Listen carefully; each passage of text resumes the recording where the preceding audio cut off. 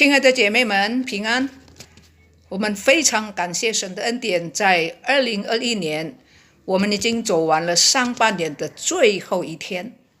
这是神极大的恩典和怜悯，可不是吗？多少人比我们更年轻力壮的，都已经不在，而你我不但还活着，而且还有健康的身体。所以我们不但要感谢神，而且我们也应该纪念有许多正在跟病魔搏斗的人，让我们常常纪念他们，为他们献上诚心的代祷，而且让我们好好的把生命为主而用。Selamat sore ibu-ibu, puji syukur kepada Tuhan yang begitu baik dan begitu ajaib melindungi kita di dalam tahun 2021 ini. Hari ini kita sudah menjalankan persis 50%. Besok kita sudah masuk ke tanggal 1 Juli. Berapa banyak orang-orang yang lebih sehat, yang lebih kuat dari kita sudah tidak ada. Tetapi saudara dan saya, kita bisa exist dan kita masih tetap sehat. Selain bersyukur, kita juga jangan lupa menaikkan doa syafaat untuk teman-teman kita, untuk orang-orang yang sedang bergumul dengan penyakit mereka. Kita juga harus mempergunakan hidup kita untuk memuliakan Tuhan dan menjadi berkat bagi banyak orang. Untuk itu mari kita angkat satu puji-pujian, mengucap syukur kepada Tuhan dengan lagu dan puji. Bapak, terima kasih。我们一同来唱一首诗歌，我们用诗歌来向神献上我们的感谢。慈爱天父，Bapa di surga, hati kami bersyukur。Tuhan Yesus, ku mau besarkan-Mu. Tuhan Yesus, ku mau agungkan-Mu. Ku cinta, ku hormat, ku sujud padamu. Tuhan Yesus, ku mau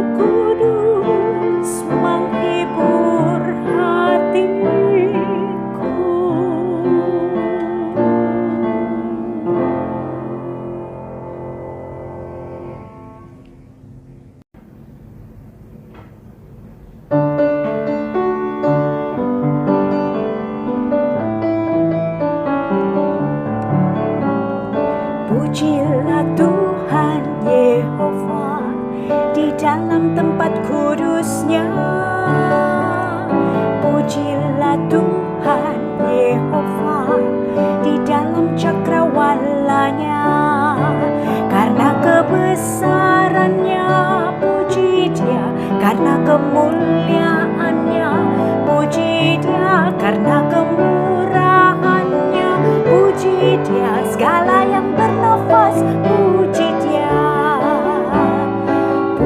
Pujilah Tuhan Yehova di dalam tempat kudusnya, haleluya. Pujilah Tuhan Yehova di dalam cakrawalanya, karena kebesarannya. Puji Dia karena kemuliaannya, puji Dia karena kemurahannya, puji Dia segala yang bernafas, puji Dia. Pujilah Tuhan Yehova di dalam tempat kudusnya, pujilah Tuhan Yehova di dalam cakrawalanya, karena kebesarannya.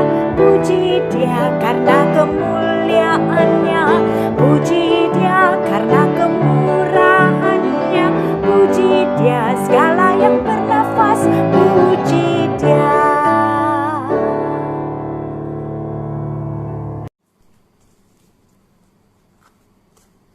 我们来读经，约翰福音第15章第1节、第2节。主耶稣说：“我是真葡萄树，我父是栽培的人。凡属我不结果子的枝子，他就剪去；凡结果子的，他就修理干净，使枝子结果子更多。凡结果子的，他就修理干净，使枝子结果子更多。” Injil Yohanes pasal yang ke-15 ayat 1 dan 2. Tuhan Yesus berkata, "Akulah pokok anggur yang benar, dan Bapakkulah pengusahanya. Setiap ranting padaku yang tidak berbuah, dipotongnya, dan setiap ranting yang berbuah, dibersihkannya, supaya ia lebih banyak berbuah. Dan setiap ranting yang berbuah, dibersihkannya, supaya ia lebih banyak berbuah." Mari kita berdoa. 亲爱的天父上帝，求主你借着我们所读的经文对我们说话。Bapa kami di surga, kiranya Engkau mau berbicara kepada kami melalui firman yang baru saja kami bacakan. Dalam nama Tuhan Yesus kami berdoa. Amin. 有一个寓道故事这样说, ada satu cerita perumpamaan seperti ini. 有一个主人在他的园中宰了一只猪，他花许多的心思和功夫去培植它，等待它的成长。每天清早起来，他总是亲自用水浇灌它。有时候发现它有一些枯干的叶子，或者是被虫蛀的叶子，那么这主人呢就轻轻的替这个树把那个叶子摘掉。他爱那个住树无微不至。过了不久，住树就成长成为园中最美丽的可爱的一只植物。他很感激主人一番栽培的恩，常常想怎么样报答他。Ada satu perumpamaan, cerita perumpamaan seperti ini. Ada seorang, dia menanam satu pohon bambu. Dia pakai banyak waktu, banyak pikiran untuk menanam dan memupuknya dan menantikan pertumbuhannya. Setiap pagi dia bangun, dia siram air. Dan kalau ada daun yang kering atau yang digigit ulat, dia perlahan-lahan dia memoteskan daun yang kering atau yang digigit ulat itu. Jadi kasih sayangnya sedemikian rupa. Tidak lama kemudian pohon bambu itu bertumbuh menjadi sepucuk pohon yang sangat cantik. Dan bambu ini dia begitu berterima kasih atas jerih payah majikan yang menanamnya. Dan dia ingin sekali untuk membalas budinya. 有一天主人走到他的旁边很温柔的对他说，我亲爱的住宿，你这样美丽，这样可爱，真是不枉我一番的苦心，现在我想用你，不知道你愿意不愿意。他很快就答应说，主人，我正想报答你培植之恩，岂有不愿意的呢？主人说，可是在我用你之前呢，必须把你从地上砍下来。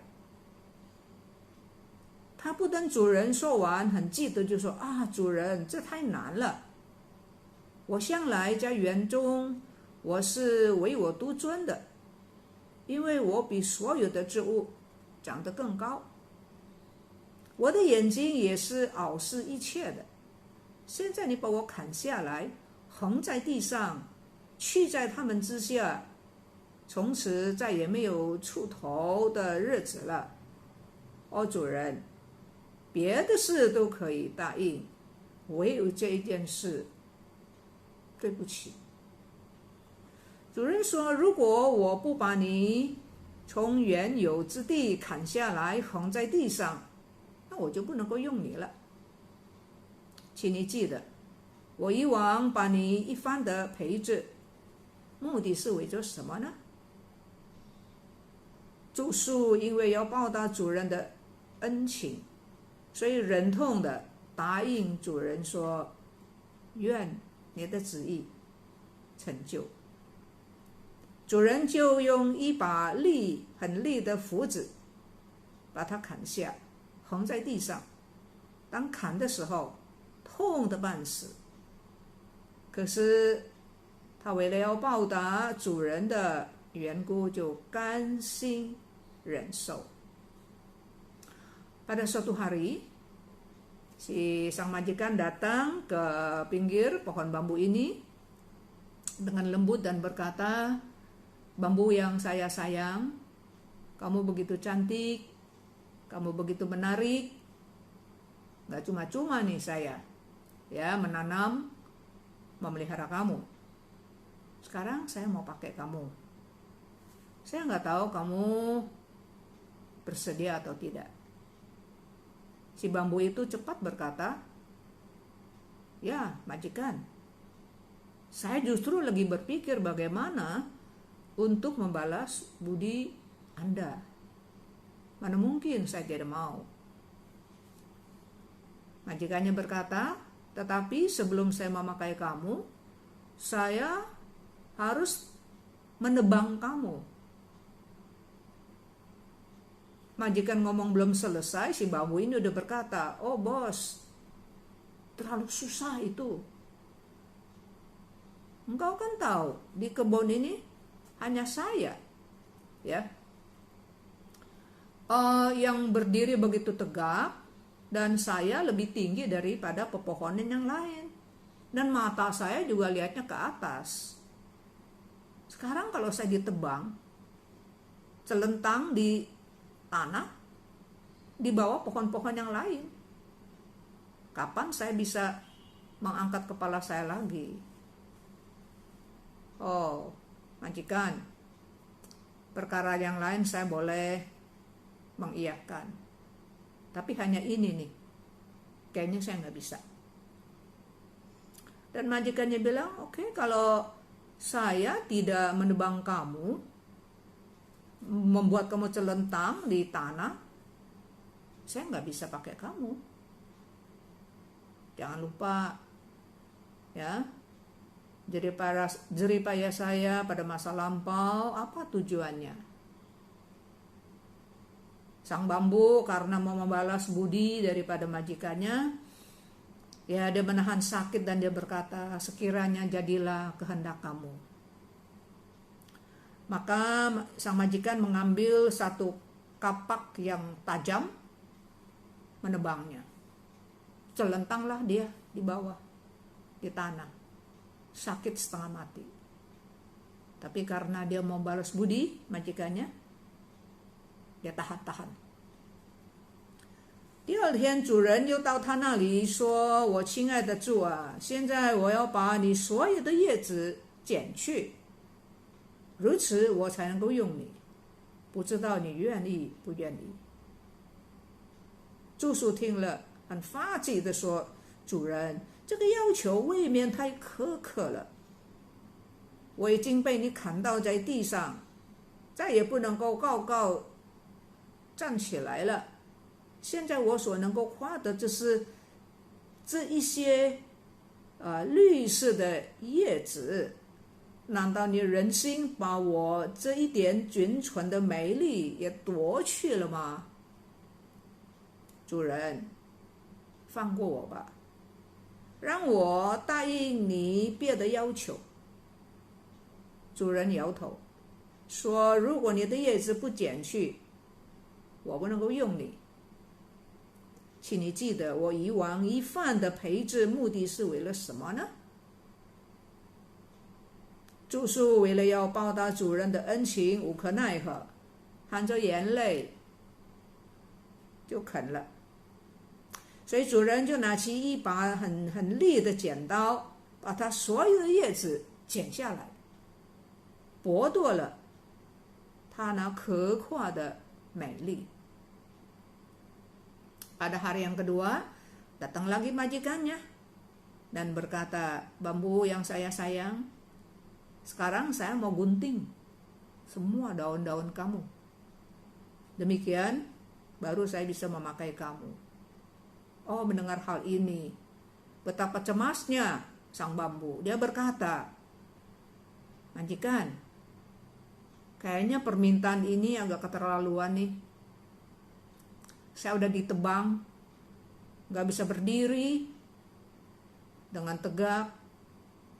Sekarang yang saya bisa banggakan apa? Hanya daun-daun yang hijau ini. Masakan engkau tega? Ya, keindahan yang tersisa ini juga mau diambil?" Majikan, lepaskan saya lah. Biar saya mengiyahkan permintaan Anda yang lain saja. Majikan menggodekan kepala, berkata, "Kalau daun kamu tidak digunting, saya tidak bisa memakai kamu. Ingat, segala jerih payah saya tujuannya itu untuk apa? Karena mau membalas budi daripada majikannya, terpaksalah.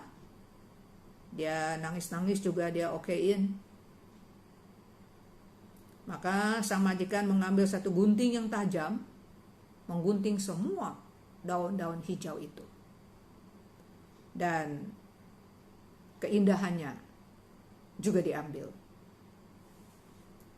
再过一天，主人又回来，向他说：“我所爱的主啊，现在我要把你身上所有的枝子削去，然后我才能够用你。”住宿听了，哀声地说：“主人，叶子已经剪去了，假如再把枝子削掉，我就变成一个很丑陋的、很细长的，一无所有了。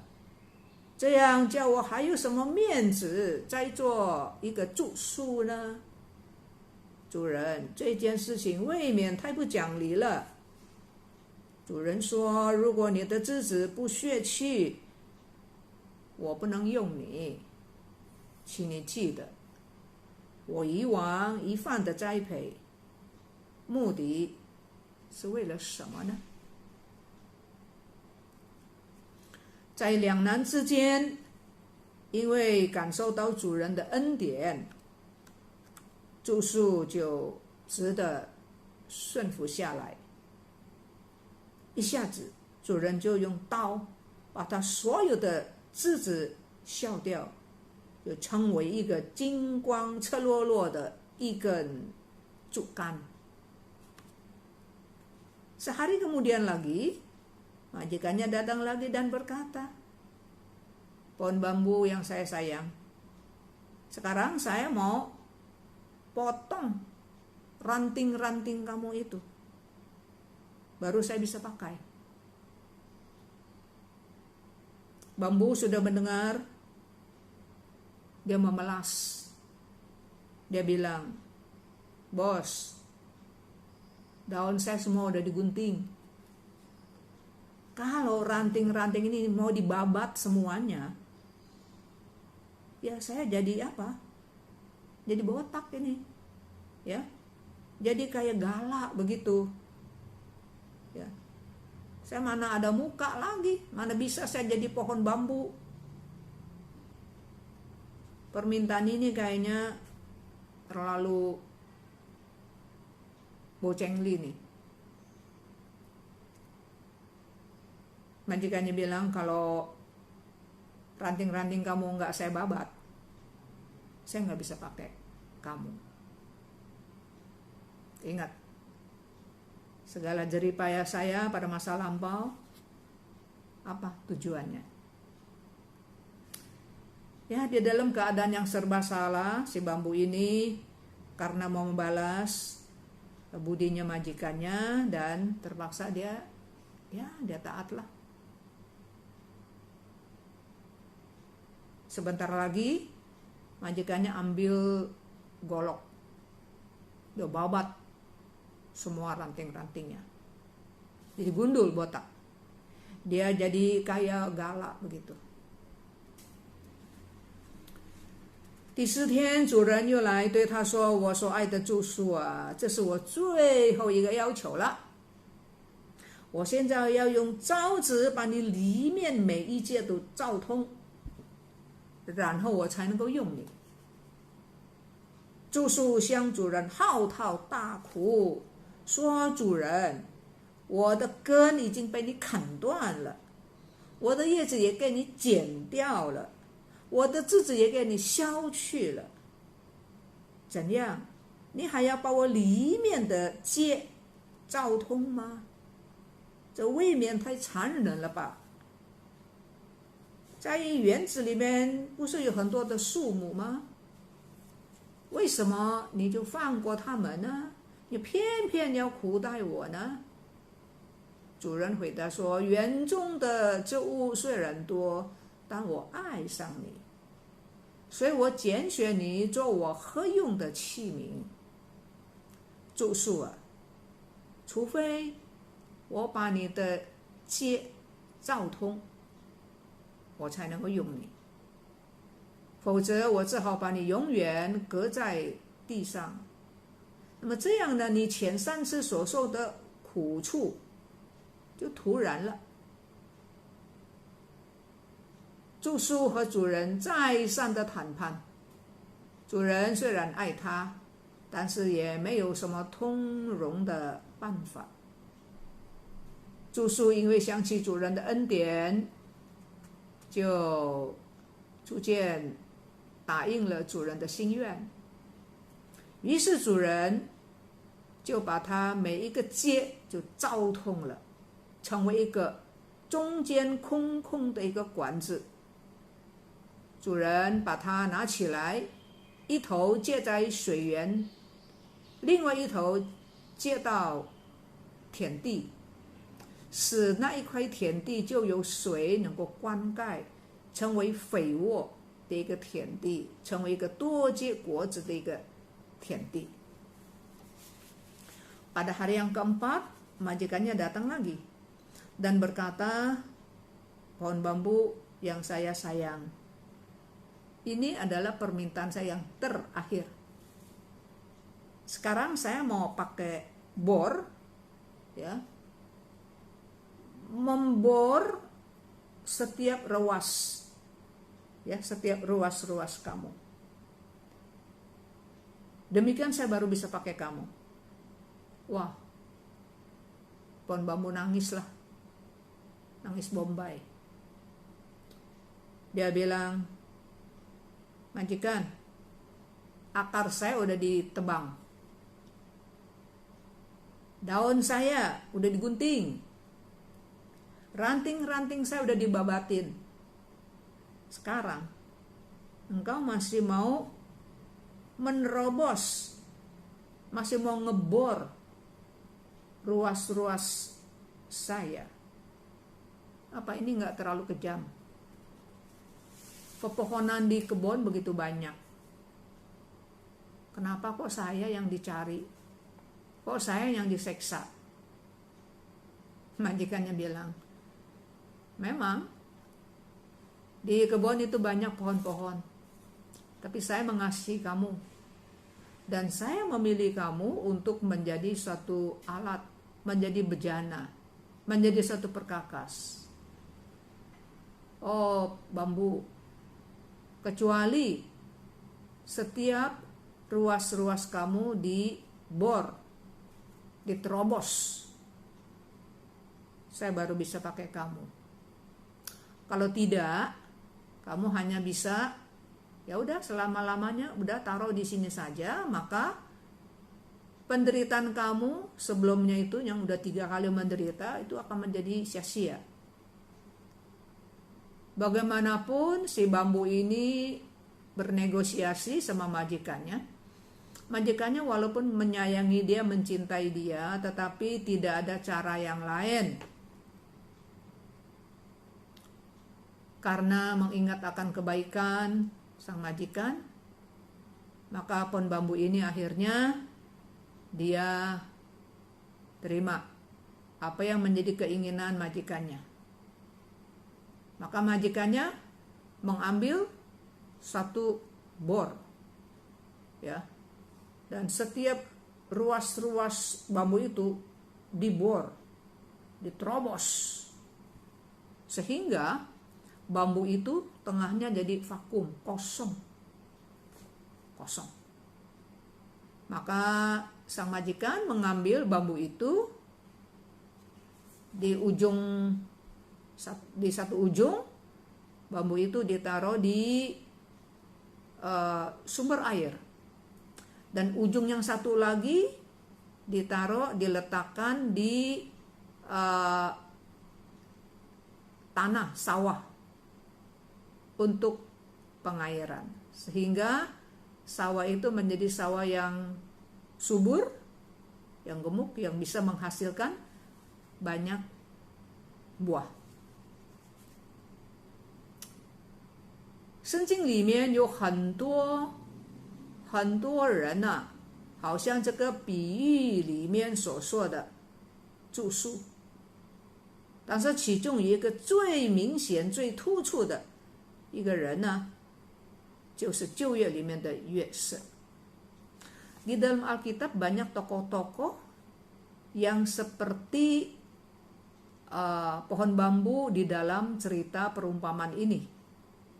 Dan salah satu tokoh yang paling menonjol, yang paling mirip dengan cerita perumpamaan bambu ini adalah Yusuf yang di Perjanjian Lama.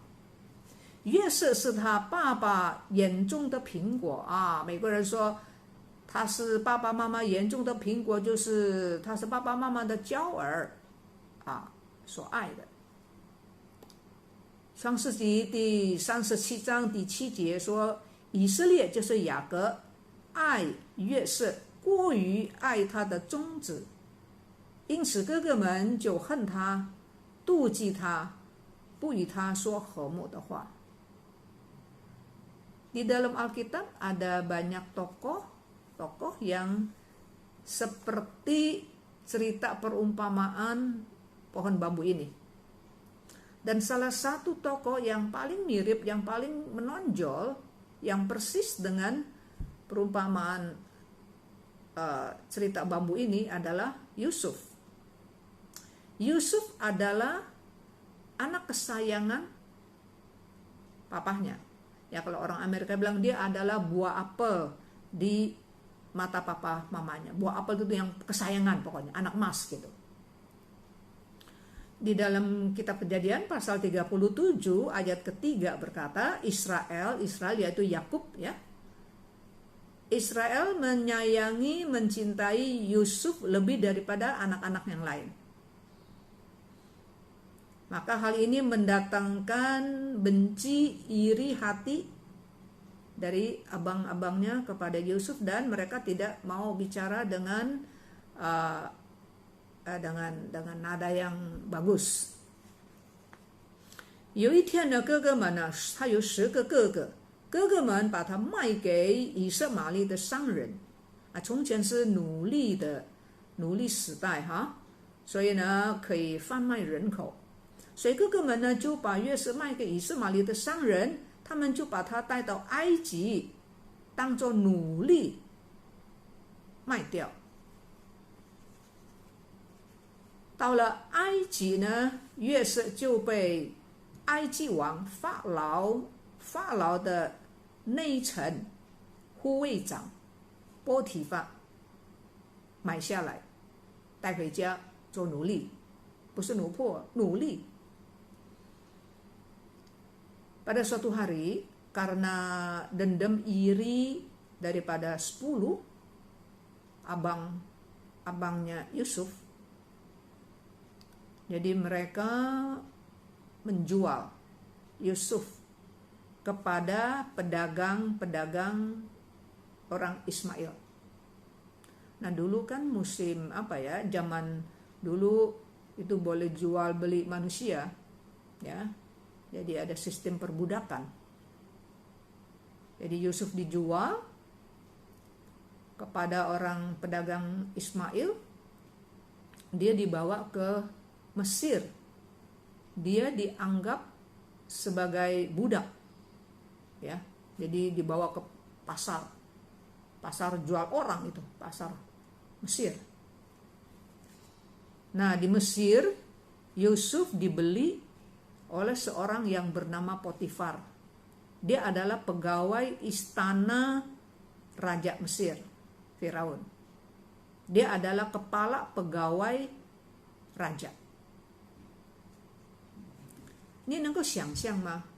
约瑟从父亲眼中的娇儿，今天呢，后来沦落成为一个奴隶，这还不够。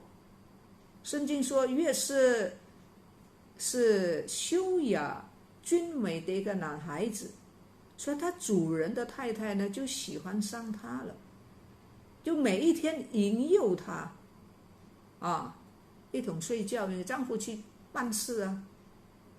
但是约瑟是一个敬畏神的年轻人，虽然他主人的太太这个祖母啊天天引诱他，但是约瑟也天天防备他的女主人，不听从他，不和他同睡，也避免和他在一起。Saudara bisa bayangin nggak? Yusuf ini dari anak kesayangan papanya, anak emas papanya, sekarang ini menjadi budak. Ini masih nggak cukup ya. Alkitab berkata Yusuf itu parasnya elok, manis, ganteng. Sehingga istri dari majikannya itu menyukai dia. Ya. Jadi menggiur dia, ya, saban hari mendekati dia, mau ajak tidur bersama. Namun Yusuf, dia adalah seorang pemuda yang bukan saja percaya kepada Tuhan, tapi dia adalah seorang pemuda yang cinta Tuhan, yang takut, hormat akan Tuhan. Walaupun majikannya setiap hari menggoda dia, tapi dia juga setiap hari menjaga dirinya. Ya, dia tidak mendengarkan ngomongan majikannya.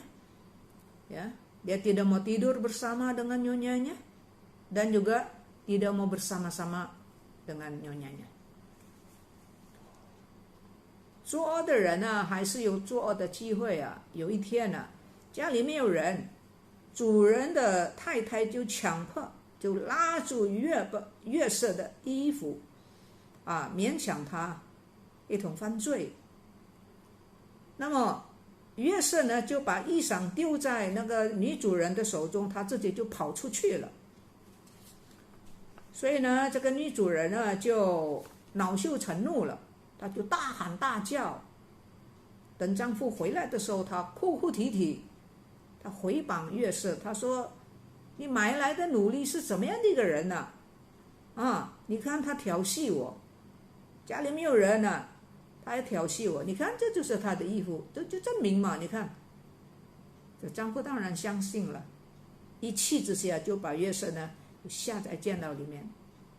好在是上帝保守，没有砍头啊。Orang jahat juga ada kesempatan berbuat jahat ya. Pada suatu hari waktu di rumah tidak ada orang, nyonyanya ini pakai kekerasan memaksa Yusuf untuk tidur bersama dengan dia, menarik Yusuf. Dan Alkitab berkata, Yusuf meninggalkan bajunya di tangan perempuan itu, dan dia sendiri dia lari keluar. Nah, jadi nyonyanya bagaimana? Wah, dia malu sekali dong, malu ya marah gitu ya. Dia menjerit-jerit. Begitu suaminya pulang, dia ngadu, dia mengfitnah, dia bilang, kamu beli budak apa itu? Ya, dia mau memperkosa saya. Ini lihat nih bajunya, buktinya. Ya, suaminya pasti percayalah, ada bukti, ada bajunya itu. Dan akhirnya Yusuf dijebloskan di penjara. Masih bagus, Tuhan pelihara dia, nggak dipotong kepalanya. 约瑟就好像那美丽的柱树一样，他被砍下，他的叶子被剥下，他的枝子也被砍掉，也被砍下，被削掉。那么他的每一剑呢都被穿通，何等的痛苦！ Yusuf seperti pohon bambu itu, ya, yang begitu tadinya begitu cantik, begitu indah, ya, akhirnya ditebang, ya, celentang di tanah, daunnya yang hijau digunting, ranting-rantingnya dibabatin, masih nggak cukup lagi ya, setiap ruasnya itu dibor, ya, dibor, sakit setengah mati， ya。但是这一切的手续做好了之后呢，上帝用最奇妙的方法，一步一步的带领他的生命，最后呢，约瑟呢，竟然成为埃及的宰相，你能够想象吗？Yusuf yang tadinya begitu indah seperti pohon bambu yang cantik, tegak berdiri, ada daun-daun yang hijau begitu menarik, ditebang akhirnya, daunnya digunting, rantingnya dibabatin semua, setiap ruas dibor, dibolongin begitu, ditusuk, diterobos, sakit setengah mati. Tapi setelah proses itu semua udah selesai, lewat, setahap demi setahap Allah memakai cara yang luar biasa, begitu ajaib, mengangkat Yusuf menjadi Perdana Menteri negara Mesir pada waktu itu. Saudara bisa membayangkan hal ini? Betapa ajaibnya. 所以当那个时候，圣经说埃及和当时的天下发生了非常厉害的饥荒。约瑟在饥荒之前蒙神的指示，在埃及7个丰富的丰收的那些年里面呢，约瑟替埃及王、替埃及国储备了许多的粮食。等到那7个丰年过去之后，来了7个很可怕的荒年，埃及以及那时候的天下有很可怕的这个饥荒。但是呢，埃及因为有约瑟做宰相，有丰富的储备，所以埃及的人民呢就没有死，他们就可以向约瑟买粮食，甚至于在迦南地，约瑟不是被出卖吗？他的爸爸、他的哥哥们听说埃及有粮食，所以呢，就爸爸、哥哥全家70几个人到埃及买这个粮食，买这个粮食。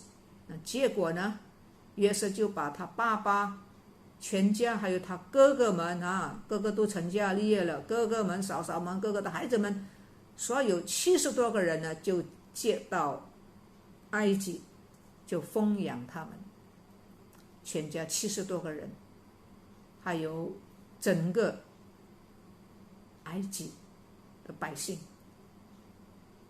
就成为祝福。好像那个柱子经过了许多手续之后，它从水源里面能够把水灌送到田地，滋润田地，结出许多美好的果子。Begitulah Yusuf, begitu ajaibnya. Waktu Mesir terjadi 7 tahun kelaparan yang sangat menakutkan, Yusuf karena mendapat pimpinan Tuhan, petunjuk dari Tuhan, sebelum bala kelaparan datang, ada 7 tahun kelimpahan, panen raya luar biasa. Dan Yusuf sudah menyimpan, dia diberi kuasa oleh Raja Mesir, Firaun, dia tackle, dia menangani hasil-hasil panen di dalam 7 tahun itu, disimpan ke gudang-gudang, lumbung-lumbung bikin yang besar yang banyak, sehingga waktu 7 tahun kelaparan datang, rakyat Mesir bisa beli makanan, beli beras, beli gandum, tidak sampai mati kelaparan. Dan keluarga Yusuf, abang yang dulu menjual dia, bawa papanya datang, Yusuf juga suruh papanya datang, suruh abangnya datang, pindah ke Mesir, memelihara mereka 70-an orang, dan juga seluruh rakyat Mesir. Yusuf bukankah seperti bambu itu yang tadinya begitu indah tetapi sudah diproses melewati begitu banyak penderitaan, kesusahan menjadi budak, tapi akhirnya memberkati begitu banyak orang. Seperti bambu, udah ditebang, digunting, dibabat, dibor dan sebagainya, tapi akhirnya menjadi satu saluran berkat yang luar biasa, membuat sawah-sawah mendapat perairan dan menghasilkan banyak hasil. Saudara sekalian, maukah saudara hidup saudara dipakai?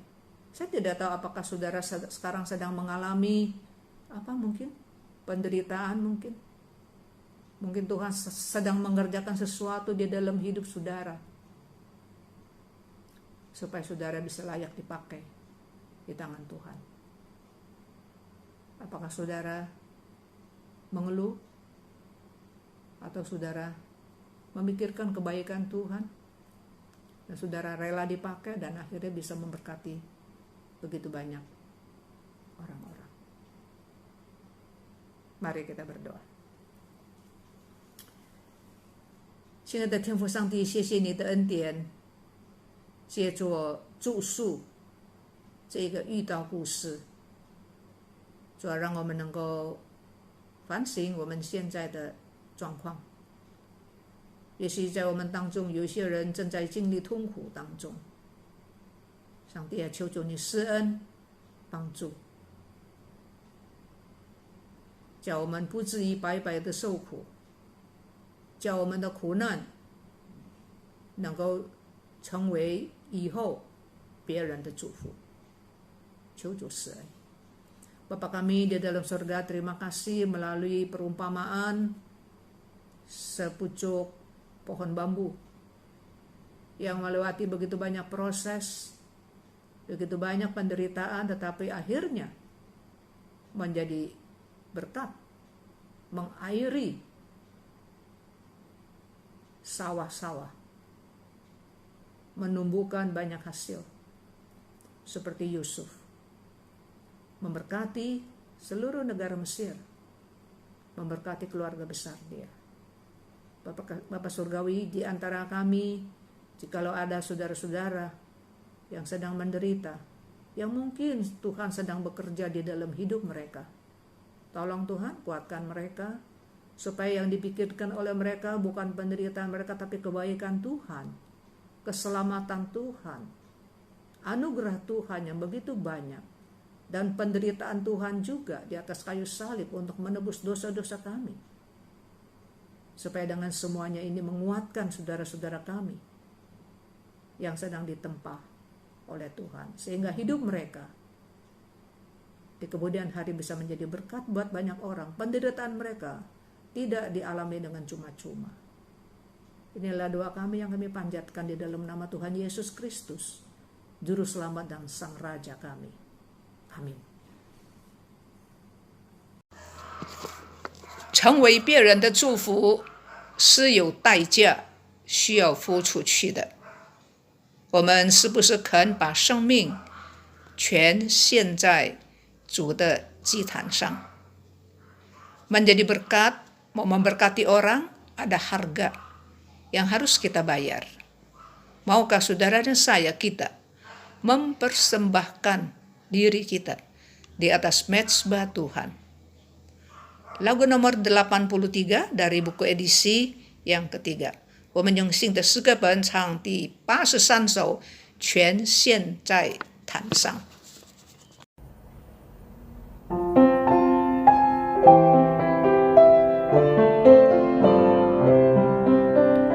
全献在天上，主耶稣，我听从你招呼。 自母出主能用我要全献你主，完全为你，完全为你，你成为我完全四季，一主美子做我心。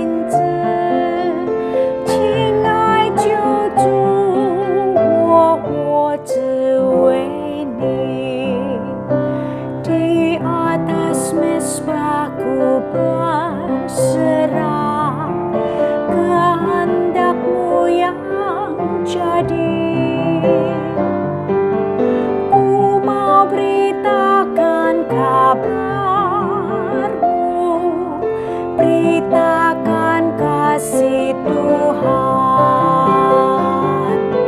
Seakan semua di atas mezbah Kau berkorban untuk daku, kehendak-Mu dekat aku, hidup bagi Tuhan tercinta.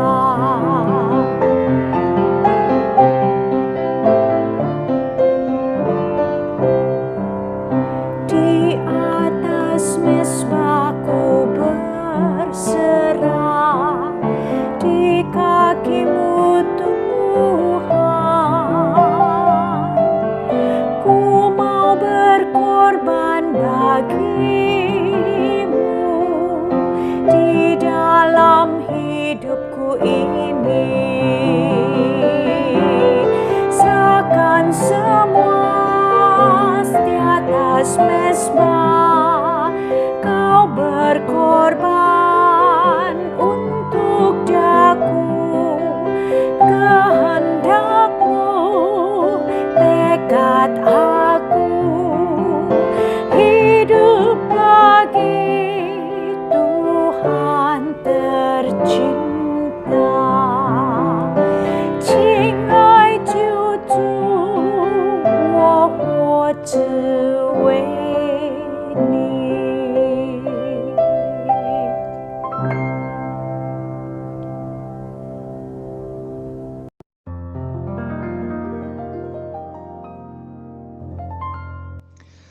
我是童振华，在这里我要分享从姐妹团契连续的查经讲道所得到的恩典。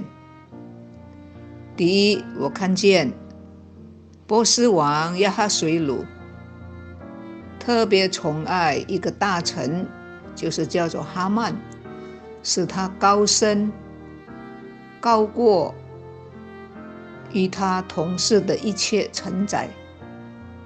王吩咐在朝门的一切臣仆都要跪拜哈曼，但是有一个叫做末底改的人，他就不跪也不拜。哈曼知道末底改是犹太人，所以他怀恨在心，就计划把哈曼全族，就是犹太族消灭。第二，我就看见，假如我们面对自己承受不了的压力，唯一的出路就是求告主耶稣，我们向他祷告、禁食，专心寻求主的旨意，寻求主所给的力量，